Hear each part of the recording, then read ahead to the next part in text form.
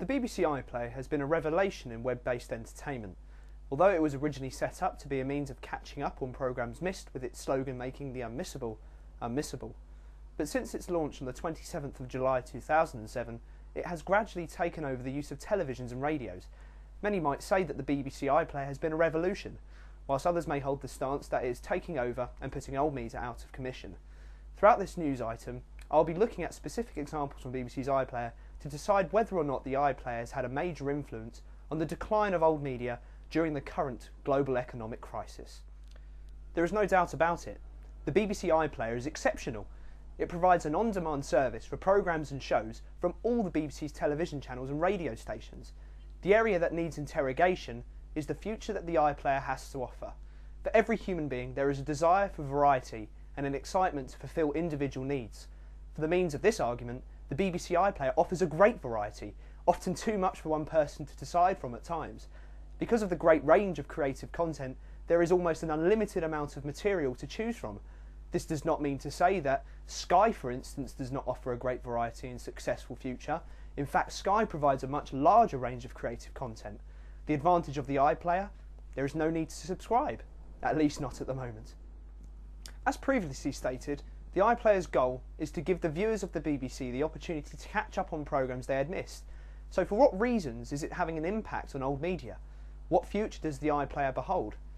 Jana Bennett, the Director of Vision at the BBC, believes that an innovation such as BBC iPlayer is a way of helping not just PSBs but other players within the industry.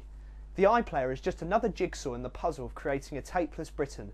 By reducing the volume of non-digital media, reduces the cost and therefore will essentially save the 21st century broadcasting industry.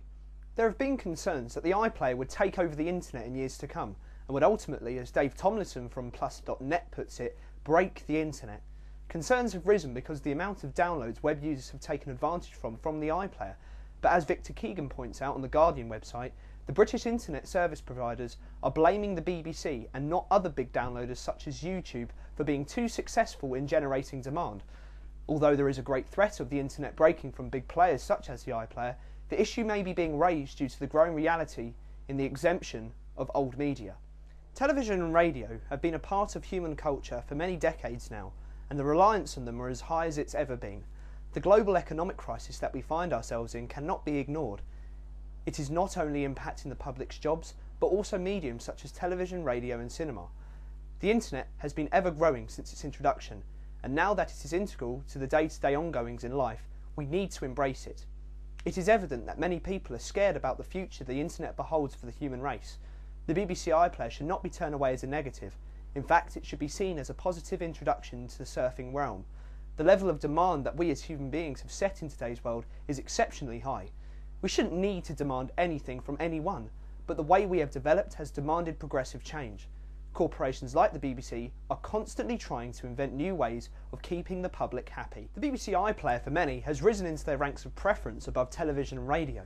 Ms Bennett states that the importance of video on demand for audiences has not diminished. She continues by saying, "Our audiences are already telling us that there is something special about the BBC iPlayer. They really love it, as much for its fantastic content as well as its ease of use." A fascinating element that is being integrated into the BBC iPlayer service is its introduction onto the television. When the digital switchover is fully complete in the UK, the BBC iPlayer will be available to many of us from their television set. It was revealed on electricpig.com that the iPlayer would be available on FreeSat in 2009. This was announced on the 25th of February of this year. James Holland stated on the website, "Within the next 10 months, you'll be chowing down on the last week's shows through your TV without forking out for a Virgin Media subscription."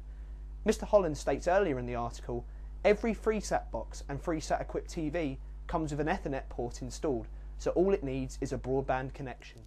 The broadcasting medium is developing all the time. Because of the restrictions progressively enforced by the current economic climate, we have to adapt. The BBC iPlayer has been a revelation to on-demand TV and radio services.